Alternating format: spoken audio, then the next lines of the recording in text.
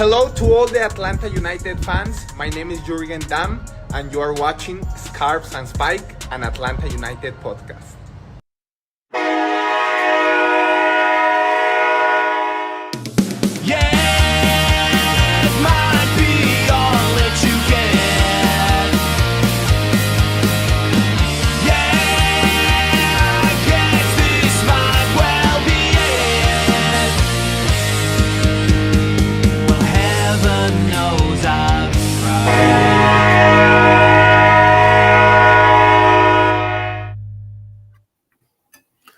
On August 30th, 2025, Atlanta United defeated Nashville SC 1-0 at Yildiz Park in Nashville, Tennessee.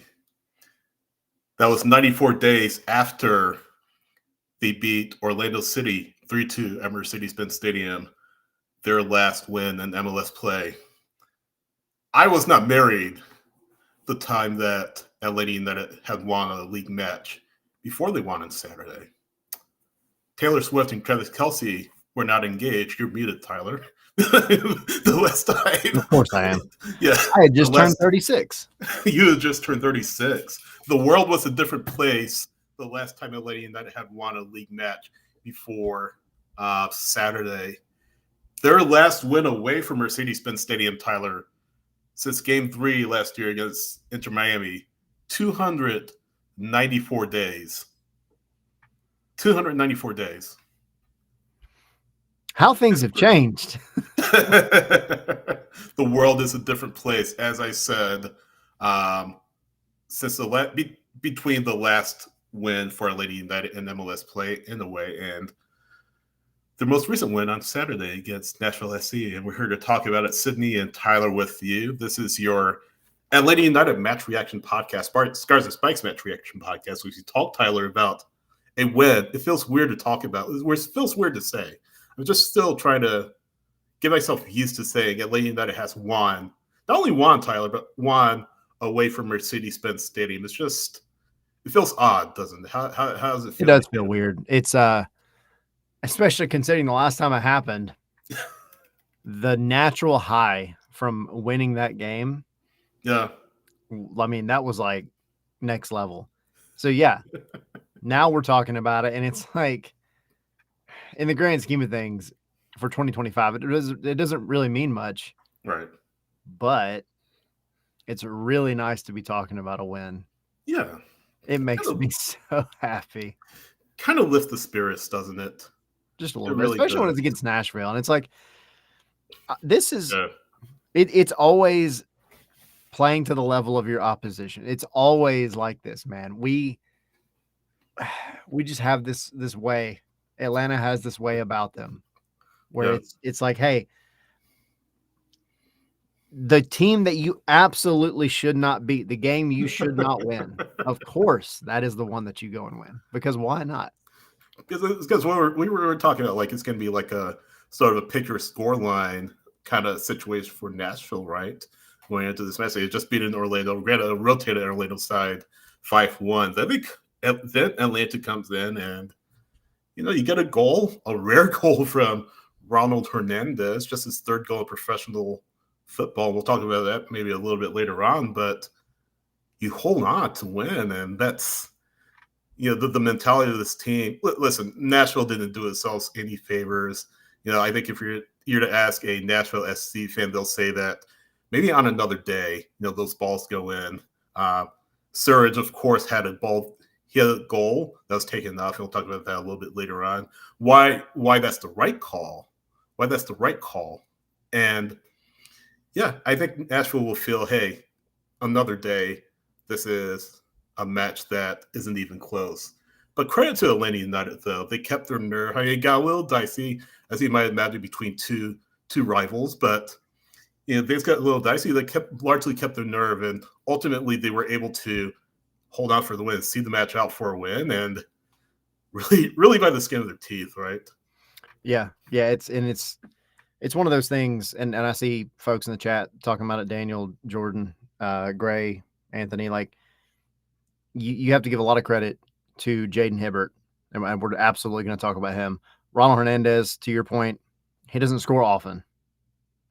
And I think the way that goal happened yesterday, that was not at all. I put the tweet out. It was not on my bingo card. But Mine neither. I mean, it's insane. It's one of those things where, you don't expect maybe that combination. And look, there's still some things that Atlanta, like they did enough here, right? The attack, the DPs still have got to make things happen. Those numbers have got to start coming up. But yeah, I mean, Nashville, they had their opportunities, and we made a comment during the watch along, like, this was a fun match to watch. Actually, it was very back and forth, and Atlanta had their chances and Nashville had theirs, and you of course have the goal that was called back, which is totally fine. You have the one off the bar that Jayden Hibbert was able to then like catch on the rebound. Yeah. And Hani Mukhtar, Sam Surge, like they were getting into dangerous spots. It was not like this was a cakewalk by any means. Right. So, but they Atlanta United went out and I said this, I don't know, they saw running together now, but I said it on Spaces, I said it on takeaways. But to me, this was not great, arguably good, but it was the most consistent 90 minutes of soccer that Atlanta United has played all season. Again, that's not saying they were like world beaters. That's not saying they just went out and like played really good soccer, but they didn't deviate too far one way or the other. They played their game, and it wasn't free of mistakes, but they knew what they wanted to do and they executed it. And if you can get that, that's a stepping stone in the right direction. I feel like you talked about the chance that Surge has 1v1, and you look at that, the Golden Boot leader and a 21-year-old relatively unproven goalkeeper facing him 1v1. We talked to Jayden after the match. He said, "You know what? Maybe 2 months ago I was charged Surge to get myself a red card." And he talked about his decision making has really improved over the past couple of months here. But that's kind of heart and throat moment for Atlanta United fans, right? Seeing Surge again 1v1, and you're like, oh my gosh, this is a goal for sure. He's going to make this, equalize the match, and maybe a little bit of, and they mentioned it, a little bit of luck to come away with this win. That sometimes you need it if you're a team that's really struggling. And then you mentioned, Hibbert, just the opportunities that Mukhtar had. I would say after the 60th minute, sort of a couple of chances in succession, one right after the other. It was sort of a point blank opportunity that Mukhtar had that Hibbert just was able to react to very well. And then the near post chance that he just took away, just making himself big to take away the angle in. That's what you want to see from a keeper, just the ability to take away those near post opportunities, make yourself big when you need to. And what I liked, Tyler, I'll say this, I didn't really mention this in the 3 takeaways video that we did after the match. What I like is his poise. He didn't seem shaken. He didn't seem like the moment was too big for him. I mean, Surge, Mukhtar, 2 of the best players in the league, right? And he went in and just took care of business against them. Not all keepers his age can do that, right? You can't just throw out any 20, 21-year-old keeper and expect that he'll keep his nerve in those situations. And that was one of those underrated aspects that I liked about Jayden that, just looking back in retrospect, what I really liked. And that's why we talked about it. That's why he's really making a strong case for himself to be Atlanta United's #1 keeper in 2026. Yeah. If he continues to play like he has, then Atlanta's found their answer to a somewhat difficult problem. It's always going to be difficult with Brad transitioning out.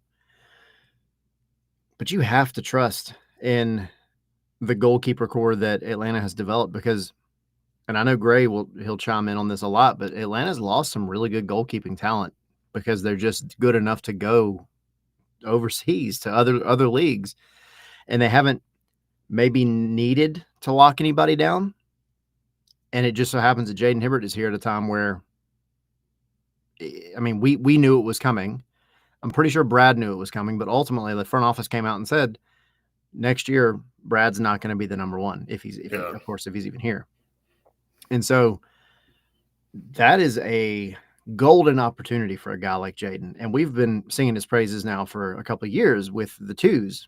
And Greg mentioned, when was the last time the twos in the first team won in the same day? I have no idea. A while. That's a long time. Like Pepperidge Farm. A long time. That's been a minute. Yeah. But no, I mean, I think Jayden, poise is a good word. He's mature, much more mature, beyond his years, for sure. And I think the biggest thing too is he's humble. I've said it over and over again. He is constantly looking to improve himself. He's constantly looking to work on something to better some aspect of his game. And and Dan, he kind of fixed this on Twitter earlier, because yesterday I kept implying that if Brad doesn't come back next year and you keep Jayden Hibbert essentially on what he's on now, you're freeing up a ton of money. And I was throwing around the term TAM. What Brad would free up is not necessarily TAM money, but it's pretty close to it. But at the end of the day, it frees up a ton of salary cap room for them to go out and do what they need to do. So having Jayden playing the way that he's playing, if the front office makes that leap of putting a young guy as your starting goalkeeper, and I would love to see it personally. It's a risk. It always is, but I would love to see it. Then that makes your off season much easier. Definitely. And you talk about, just thinking about sort of the young keepers that are out there that have gotten time with their respective national teams. Of course, Chris Brady in Chicago. And before him, Gagas Lanina, who's in Europe. You mentioned the goalkeepers who were in Atlanta United system previously. And of course, Vicente Reyes is one who was loaned out initially or signed by Norwich City in 2023. And he's been loaned out to various clubs at this stage. He's still under contract with Norwich, but now he's with Peterborough on loan from Norwich City. So he's looking to get time, and he's looking to grow and develop away from Atlanta United currently. But you mentioned just sort of going with other keepers that we've talked about previously. James Donaldson, who reportedly has signed a contract with Atlanta United too. Keepers like that, keepers who are in the system. John Ransom is playing with the twos right now. The academy is very high on him. The organization is very high on him, very high on Donaldson. So you have that pipeline of keepers, right, where you can see a situation like Chicago that I just mentioned when Gagas Lundina left. Chris Brady was there to pick up the slack. You look at Cincinnati, Roman Celentano. You look at not Colorado, but Columbus, Schulte, who is in his 20s, early 20s as well. So you look at a number of these keepers, Tyler, here, really in the Eastern Conference, who have earned themselves time, earned themselves an opportunity with the first team, but they've kind of been seasoned and developed in the second team in MLS Next Pro or lower levels. And we didn't mention this with Jayden. He got loaned out to Birmingham. Birmingham last season, and that allowed him to get time in a professional setting and USL Championship action against professionals. And he mentioned that as being key in his development as a player, key in his growth. And now he said, now I'm back with Atlanta United. I've gotten time with the twos. I got time to get myself prepared, get myself ready. And with this opportunity, this extended opportunity that he's gotten with Atlanta United, he's really savored it and really grown into it. But hang on, Johannes. Go ahead. Coming in with the Johannes Snyder from Atlanta United Communications. The last time, and it doesn't seem like it was that recently. The last time the twos and the first team won on the same day was actually this year. Wow. 4 days after my birthday. It all happened at the same time. 4-2 versus Cincy, 3-0 versus Orlando City B. Thank you, Johannes. We really appreciate it. Appreciate that, Johannes. Johnny on the spot there. I know. This man hears stats and just pops up. I love it. But no, I think we've done nothing but sing Hibbert's praises, for a minute now. And whatever the future holds for him, I think it's going to be big no matter what. Again, I would love to see him lock down and stay in Atlanta. he's absolutely going to give the front office something to think about if they are. I mean, I don't doubt that they're going to go out and look in the market for another goalkeeper, but at the same time, if it ain't broke, don't fix it. I mean, he's had a couple of clean sheets now. He haven't lost when he's playing. So, look, some things had to change. We know this. This has not been the season anybody wanted. And this might be the perfect opportunity to flip the page on what has been Atlanta United's longest running legend in Brad Guzan. Like, it was never going to be easy to rip that Band-Aid off. But if Jayden Hibbert getting these last few matches, barring decision day, because decision day needs to be Brad, if it is in fact his final match, this is about as silver platter as you could ask for, right? You have a guy that's come up through the pipeline, college, everything else, and he's playing really well. He is acting on the pitch and off the pitch, mature, well beyond his years. Love it. And you're looking for somebody for next year. He's grabbing a hold of that opportunity and not letting go. And I love that. I love that hunger. Yeah. Go Jayden. Exactly. Let's talk about the goal, though. Surge. It went in. So, real quick, what are you thinking when that ball went in? What went through your mind? See, the ball hit the back of the net. Honestly, what went through my mind at first was seeing in real time. I thought for sure it was in some way offside because there was just so much going on. But I was like, Atlanta's not lucky enough to get this call. And then I saw the replay. We were doing the watch along, right? And I was watching on my TV, and I was like, "Oh, that's a handball. That's a handball." You can't hide that. I saw Peckpick go to the monitor. I didn't initially realize that they had recommended a check of the monitor until I saw Peckpick make the motion to head over. But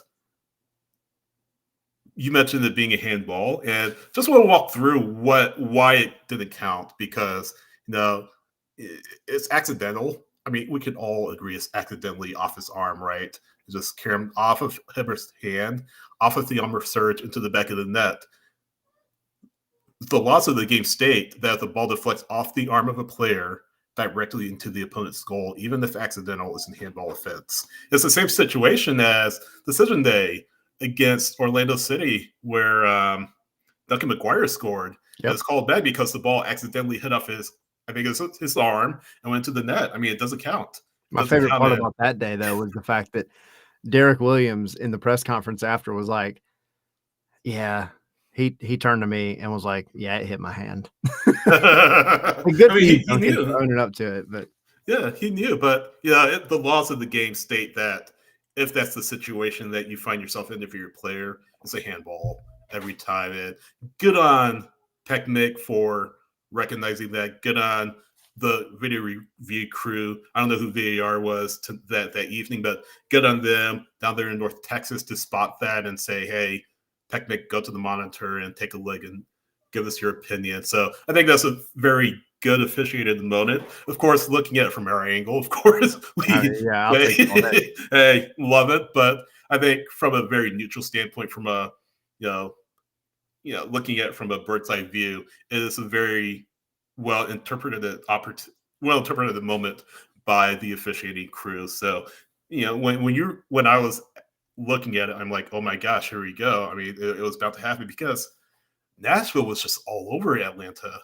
late in the first half. And pretty much, I feel like everyone in the press box was like, this was coming, right? It was coming. Nashville was always going to equalize it. And then it gets taken off. And if you're an Atlanta fan, if you're Atlanta players, let's be honest, you're kind of breathing a sigh of relief. Nashville fans obviously didn't like it, but I think, I know, but in retrospect, you take a look and it was absolutely the right call. Even though it's accidental, it was the right call. It's the right call. It's a loss of the game, That's the thing. An attacker is always, if it touches any part of your arm below right here, it's going to be considered a handball. Yeah. And that's just how it is. Now, I think fans get really irritated when it's a defender and everybody's calling for, VAR to go check, give the penalty, blah, blah, blah.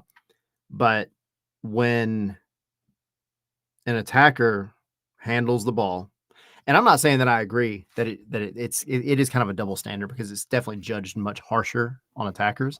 Yeah. But at the end of the day, I mean, yeah, if it touches any part of that arm, then it's going to get called back. If you can see on VAR that it touched it at all, it's getting called back. And we've seen it in we saw it in the Club World Cup. We saw it in Copa last year. I mean, it's happened a handful of times recently. And so, like, and by recently, I mean in the maybe Atlanta United sphere in the bins type situations. Right. So, yeah, I mean it's the right call. I'm glad it kept the clean sheet for the team because it's nice to have another one of those. Yeah. But it did feel like something was coming for sure because, again, I said that Atlanta played the most consistent 90 minutes of soccer that they played all season. Not that it was like amazing, but it was okay. It was enough to do the job.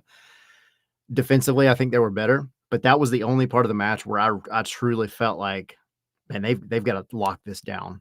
Yeah. It's just like that GIF with dude getting shot over and over and over and over and over and over again. He just continues to get shot over and over. That's what it felt like. And it's not that they were taking shots, but they were all over the box and in the final third. And it was like, dude, it's just going to take one good ball in. And it did. Thankfully, it was a handball. Yeah, and Dyla said it. After the match, he said, first 30 minutes, I mean, it's like there's only one team on the field. And he was just very happy, very pleased with how his team played the first half hour. But he said, after that, things just kind of dropped. We had to go into defense mode. He said, that's too much. But, he did say, it's a relief considering the circumstances. He's saying that, hey, yes, we did well in the first 30 minutes, but the next 60 minutes after that has to be better. And I mean, how many times have we heard this from Dyla this season? How many times have we said this, on this podcast and numerous other channels here? But there's still, obviously, while that's that relief that he said, there's still that frustration that, hey, we have to be much better throughout the entire 90 minutes. He said it's a more consistent performance, probably the most consistent performance that we've seen. But, if you're a coach, you're looking at it saying, hey, there's still things to work on. You have a couple of weeks before Columbus comes to Mercedes-Benz Stadium. Take the next few days off. You're not traveling internationally. They come back ready to go before Columbus gets here the week after. And I think that's from a coaching perspective. I think that's part of exactly what you need to do. The team needs to remember what it's like to win. And they've done that. Now, like, dude, bask in it. I don't want to hear the, all right, now we got to start looking at next game. I don't want to hear that. No, go home, pop a bottle, and celebrate the fact that you just won a game the first time, barring Leagues Cup, in 3 months. Like, be happy about it. Remember, like, soak it in. Be happy. Act like you just won the cup. I don't care. Remember what it feels like and go back and do it again in a couple of weeks. And yeah, I think for sure it is a consistent problem. This like kind of tapering off, but it wasn't as drastic, I think, as we've seen. And of course, Dyla or any good coach is going to look at that and say, like, we got to tighten that up. That can't be allowed. But I think it was better than it has been in like months. So yeah, I'll look, you take the win, take the clean sheet for sure, and celebrate it, soak it in for a couple of days. And then when you get back to the film room, on Monday, Tuesday, whatever, you sit down and you say, all right, hey, this is the problem we've had all season. It almost cost us, but it didn't catch us this time. So let's take a look at it and figure out, all right, what are we doing wrong? Like, where is it falling apart at? And what can we do to fix it and continue to fix it as we wind down this season and we start looking ahead to 2026? Well, even before 2026, we still have plenty of matches to go before. Well, not plenty. Like, how many matches is there left? What, 7, 8? I think 8. Is there? I think it's 8. 8. Something. By the way, Atlanta United will live to see another week as far as playoffs are concerned, and that would have been regardless of the result because Red Bulls and Crew played to a scoreless draw in New Jersey. But Tyler, regardless of how things go, within these next few matches here. Win, lose, or draw for Atlanta United. Scarvesandspikes.com is all the coverage you need for Atlanta United. News, analysis, opinion, pre-match coverage, player ratings, recaps, Tyler's first reaction, all of that good stuff. That's at scarvesandspikes.com. Also go to scarvesandspikes.com. Click on the shop link and help support us. Get a hat, t-shirt, hoodie. Hoodie weather's coming up. We presume is coming up.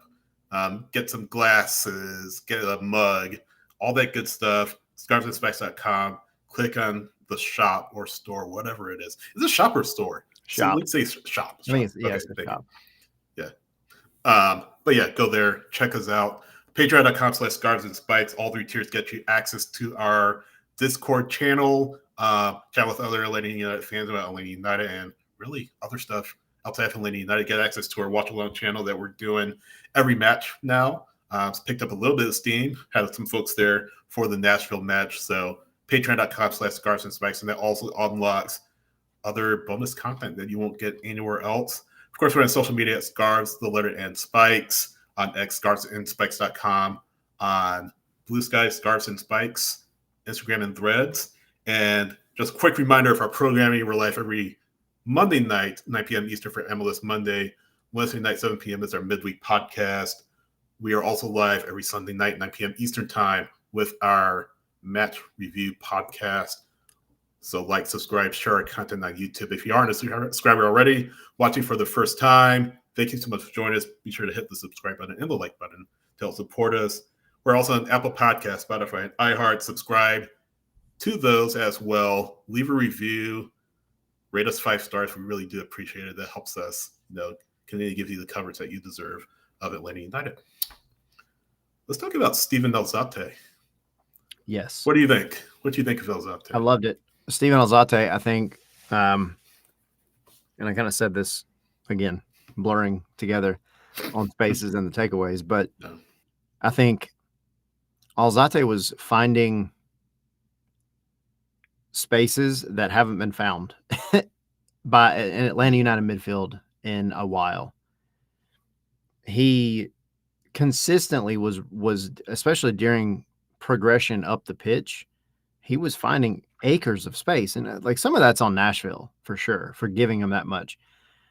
Unfortunately, Atlanta didn't find him as much as I think as they probably should have.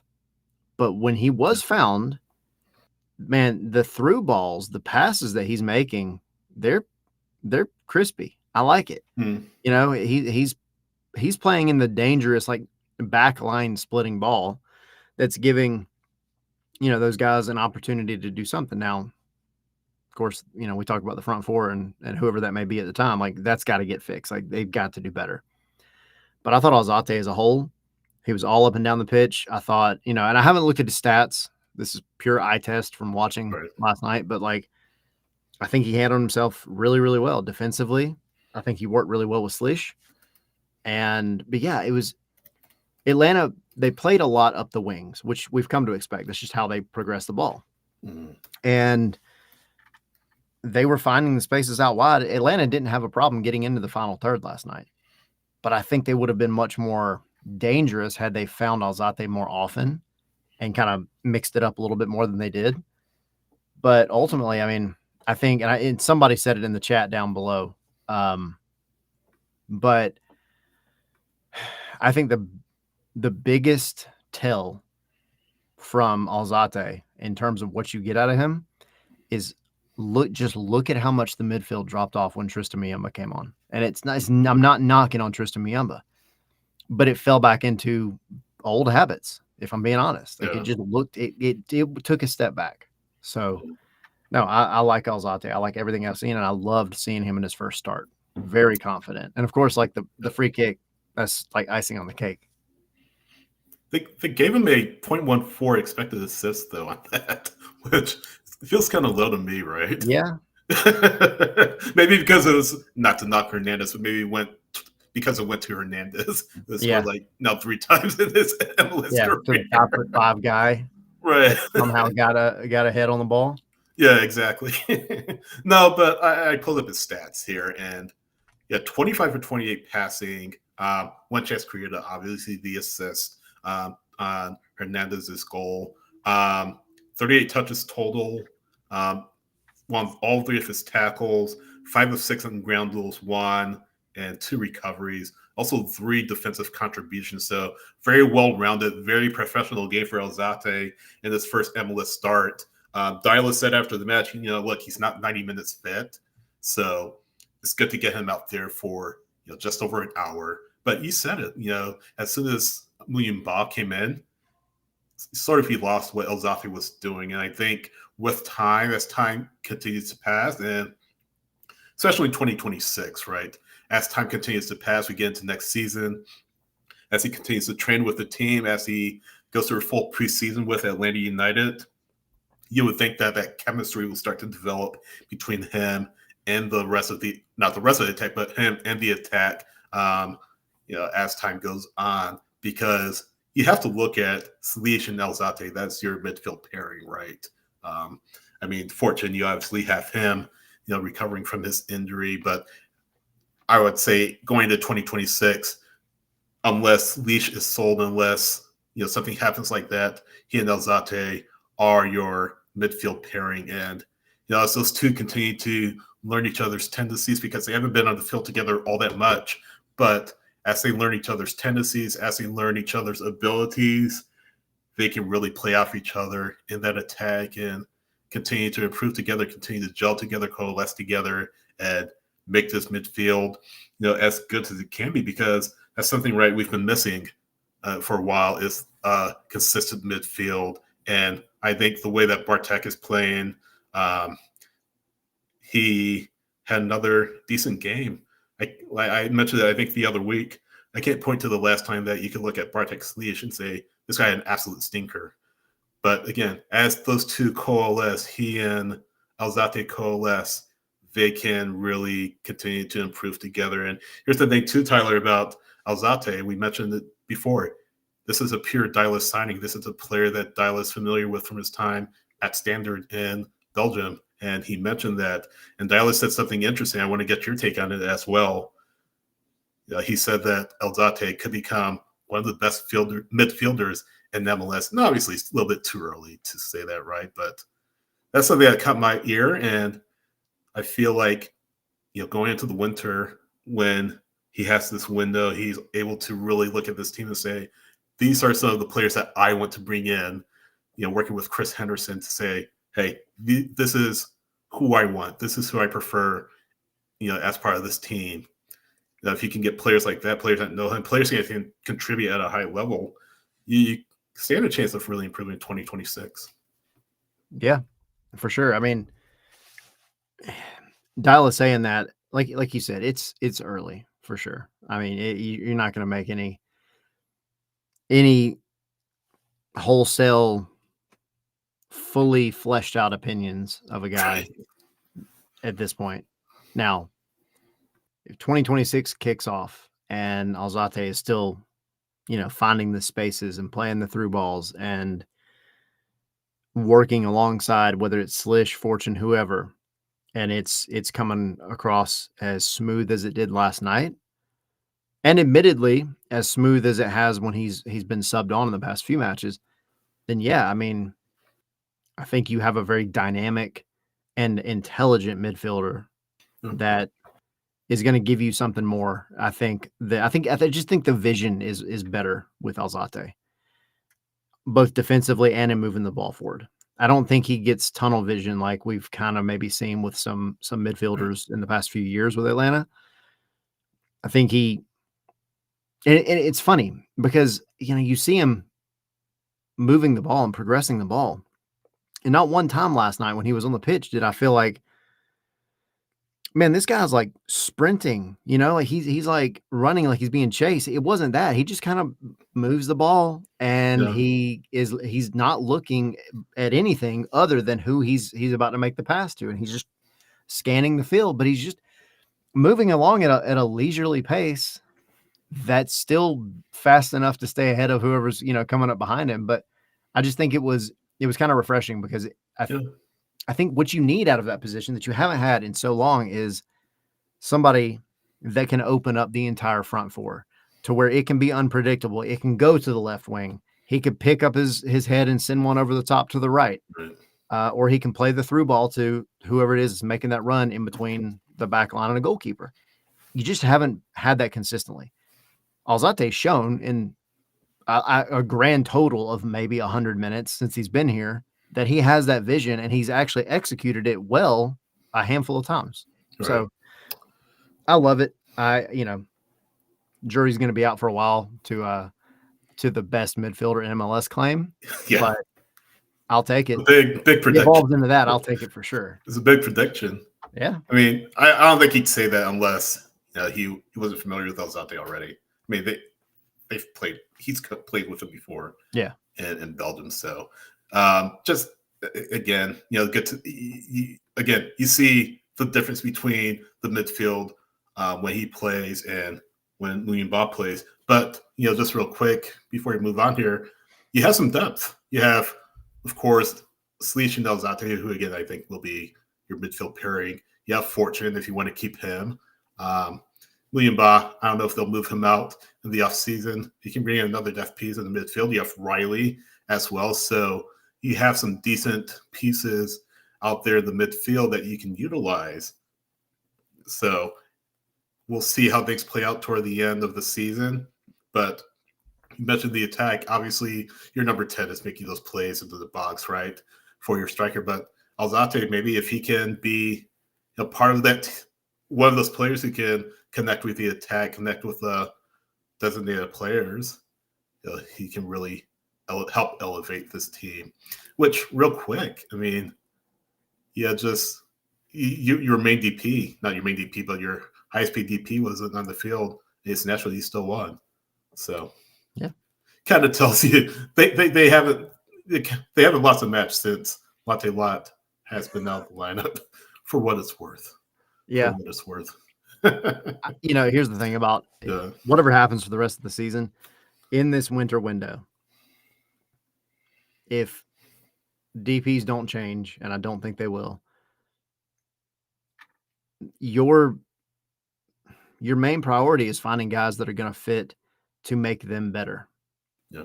And you talk about Latte Loth, that man just needs, truly, we've said it, but an early vacation. Just go. I don't want to see you until January of 2026. I want you to go enjoy your time off. Go relax. Go get right.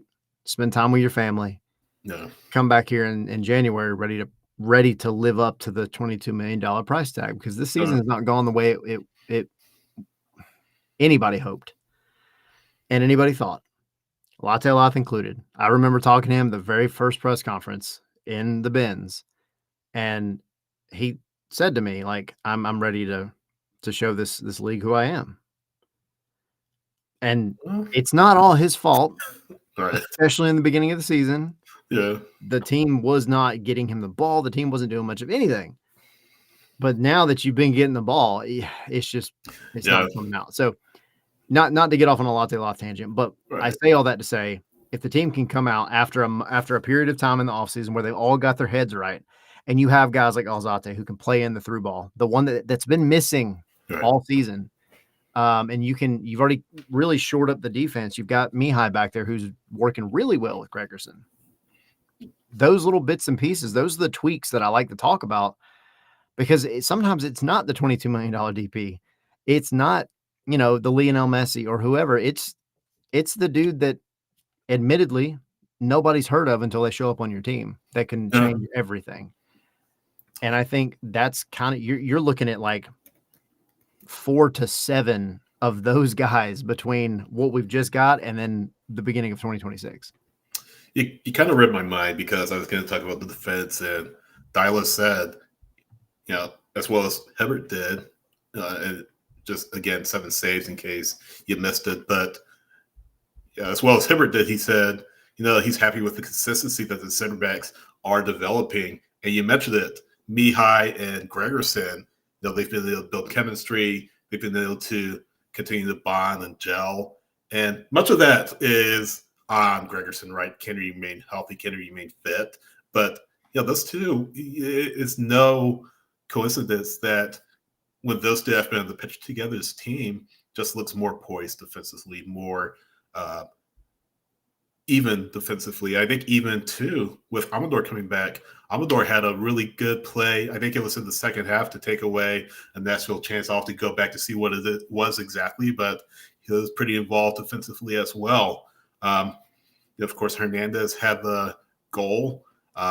Was able to connect again with Almiron at times, but again, had a good defensive performance. So this back line that we're seeing of, especially when I call out Mihai and Gregerson, this is a group that, or two center backs that, again, if Gregerson can stay healthy into 2026, you could have a pretty good run of form when it comes to your defense. And you haven't seen that. You've seen this team how many times it's just given up really silly goals. You haven't seen that a whole lot over these past few weeks, and it's not coincidence. Yeah, exactly. And it's not a coincidence that it's happened with, and nothing against Derek Williams, but it's no coincidence that with N.M. Mihai and Stian Gregerson on the pitch at the same time, this defense has looked a lot better than it has over the earlier parts of the season.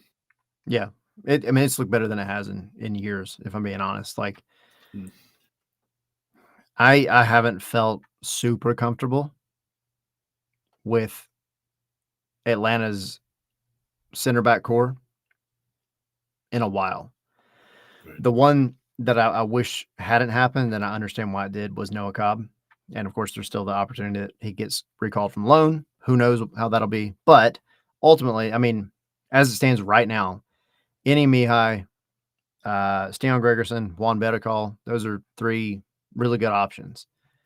And so if you do bring Noah back, it gives you the opportunity to play a back three, play your typical, two center back four. You can switch things up when you need to, because it has felt like there was always a weak link, whether it was Luis Abram or Derek Williams at times. And to me, Stian's never been the weakest link when he's on the pitch. He just hasn't been on the pitch as much as he needed to be. And then you look at your fullback situation, and I think Pedro had a much better game than he had in prior matches after coming back from injury. I think Ronald is just continuing to show, and somebody said down in the chat earlier that Ronald has secured his spot for next year. I think he's taken a lot of heat from the fan base. I'll say this too. He has. Yeah, for sure over the years. Yeah, it's been a punching bag, but yeah, I think he's done the job. And I think where he got a lot of heat is because he was the quote unquote jack of all trades, who was a right back that was being played as a 5'5" center back at times and a left back at times. And it's like, hey, I'm glad that you think I can do all this effectively. But I remember him saying in a press conference either last year or the year before, he's like, I like to play right back. That's where I prefer to be. Yeah, and just quickly, I'll hit on that briefly about him. He's been a player who's been around Atlanta United since 2020. Then led in the Atlanta United system since 2020 when he came over from Aberdeen. Yep. Initially on loan, and then eventually got signed permanently, right? He's one of those players that has been integrated into the culture of Atlanta United. As bad as things have been over the years, he's been a player that, has come to work time and time again. He's one of those presences on the field that you need. He's not the flashiest player. He's not a best 11 player, but he's one of those players who has been a steady leader, a steady performer, or more or less. And, we saw it against Nashville. We've seen it over these past few weeks here where he's been able to start. Yeah. And he's doing it over your guy who's basically had that position locked down for 4 years as well. Brooks Lennon's been here a long time, as long as Ronald, if I'm not mistaken. It's like very, very close. And I think Ronald just gives you a little bit more on both sides of the ball at this point. There was a time when Brooks Lennon, I felt, was truly improving his defensive game. Even if he maybe wasn't doing a whole lot with the offense and he was continuing to be very predictable, whatever. But there was that moment. There was about 8 months when he was really pushing to get into the national team that defensively he improved a lot. Yeah. And it fell off. But Ronald has stepped in. And I mean, he's not free of mistakes. I'm not saying Ronald Hernandez is perfect, but he offers you something there that's at minimum what Brooks was giving you, but usually better. But then in the attack, he works really, really well with Miguel Almiron and with Alexei Miranchuk. And we've said this for a couple of weeks now, but they have a little bit of a thing going. There's some chemistry there. And so you've got them. And then, I mean, look, the goal helps. The goal is him being in the right place at the right time in this Nashville game. Set piece goals are funny because you look at the numbers and it's like, hey, yes, all right, a goal for him and an assist for Alzate. Yeah. But a free kick, a set piece goal, that is just, there's a lot of things that have to go right. This was not an open play goal. Fine. Not taking anything away from it, but it's the other things besides a goal, right, that Ronald Hernandez gave you that justify keeping him on the pitch over somebody like Brooks Lennon at this point in time. And he was given that opportunity. Dyla talked about it a few weeks ago, that he wanted to make sure everybody had their opportunity, and it was going to be up to them to whether they took it or not. Ronald Hernandez took it. Jayden Hibbert took it. Luke Brennan took it. I mean, I don't know what else you can say about some of these, I say younger guys, but the guys that kind of are on the fringe, on the edge, maybe they're the backups, usually subs, that they're getting their moments and they're holding on to them and they're not letting them go. And I'll say this just real quick to kind of tie this up. You know, Hernandez has said, hey, he likes it in Atlanta. I mean, he has a young family, been able to, you know, see his kids grow up. And I said he came over in 2020. He came over in 2021, actually. But, yeah, you have him out there in the right back slot. You have Matt Edwards behind him as well as Dev as a player that, you know, can, you know, grow in the Atlanta United system. You know, granted, he's on an option year 26, 27. I would imagine they bring him back. And Hernandez is on an option as well for next season. I'd imagine he comes back and he pushes to be back in the team next season. And I think he could. I think he will be back. I think he will be back in 2026. Again, is he a best 11 player at the right back position? No. Could he stand to bring in maybe another player, a better player, more play that offers you more of that spot? Absolutely. But I think for what he is and who he is, I think Ronald Hernandez, again, for a player that has gotten his share of criticism for the Atlanta United fan base, I think he's really done well at that right back slot over the past few weeks. And he just quietly has made a case for himself to remain with the team in what should be a pivotal winter transfer window. Atlanta, every team, let me rephrase that. Every team needs a Ronald Hernandez. Yeah. He bleeds for the club. And to me, in that way, he's actually like Saba. Saba's another one, man, that just seems like he would be distraught if anything less than, you know, making the playoffs happens with this club. Like, I think he's the type of guy that when you talk to him after a loss, there is not much there. I mean, he's the nicest guy, Saba. You know, with kind of the way he presents himself, even in really, really tough moments. Ronald's the same way. They look at it, they know how bad it hurts the fan base, and they know how frustrated it is for everybody else. And of course, they're frustrated as well. But I think it's just something about them. They really do enjoy this club, and they enjoy the city, and they enjoy the fan base, and they show it on the pitch. And so, yeah, man, if you can find a way to keep Ronald, I mean, I think you have to hang on to him. Yeah, absolutely. What else you got? I think we hit up pretty much everything, didn't we? Yeah, I mean, covered a lot. And I mean, it's just nice to talk about a win. I know. It makes me happy. Well, Atlanta United cannot lose, Tyler, next week because they don't play next week. Yeah. But they play in 2 weeks against the Columbus Crew. And I don't know what the elimination scenarios look like yet. We won't get that until before the match, a few days before the match. But we'll definitely be talking about probably that Wednesday show before, I imagine. Yeah, but they aren't eliminated yet. They have life. They have a pulse. It's a fake pulse, but It's a pulse.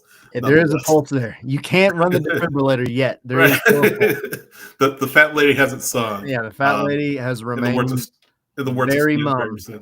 I mean, she might be trying to sing through duct tape at this point. Right. She hasn't sang yet. Yeah. MLS Monday, 9 p.m. Eastern time on YouTube. And next we'll talk about Seattle Sounders versus Inter Miami and Leagues Cup. And as we're doing this, looks like Seattle leads Miami 1-0. So we'll talk about the result. We'll talk about Son making his home debut with LAFC. We'll talk about Philadelphia getting a big win over Cincinnati on the road. And Charlotte FC winning again, making it, I think it's 7 in a row. Charlotte has won, I believe. Yeah. So we'll talk about that Monday night, 9 p.m. Eastern time on YouTube and X. And of course, afterwards on Apple Podcasts, by Spotify and iHeart, you can find the recording and you can watch again. You can watch after the show is live, of course, on YouTube anytime you want. Again, like, subscribe, share our content on YouTube. Helps us grow, helps us build our following, helps us continue to bring you the best coverage we can. You can go to scarvesandspikes.com for our pre-post-match coverage. No match on Saturday, so we'll definitely still have content up there. Again, go to the store, help support our coverage. And then again, patreon.com/scarvesandspikes. All 3 levels of access get you into our Discord. And of course, you can unlock special exclusive content, audio, video content, and sometimes written content that you won't find anywhere else. Tyler, where are you at social media? ATL Pilgrim. I am at SH Wrights on X, SH Wrights at bsky.social on Blue Sky, sidh.soccer on Instagram and Threads, Scarves to letter and Spikes on X, scarvesandspikes.com on Blue Sky, Scarves and Spikes, Instagram, Threads, facebook.com/scarvesandspikes. We'll see you next time. Peace.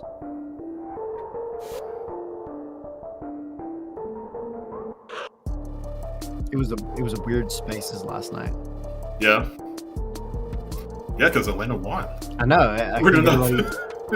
Everybody came in and I think just kind of didn't have a whole lot to say. It was like, yeah. what do we do? They were in shock.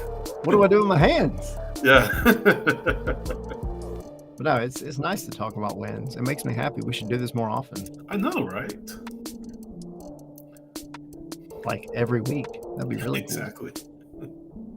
Let's go on a little win streak. How about that? Yeah. Make it 2 straight. While you're at it, make it 3 straight. Go ahead and win every game for the rest of the season. I would like that. Completely ruin the MLS playbook.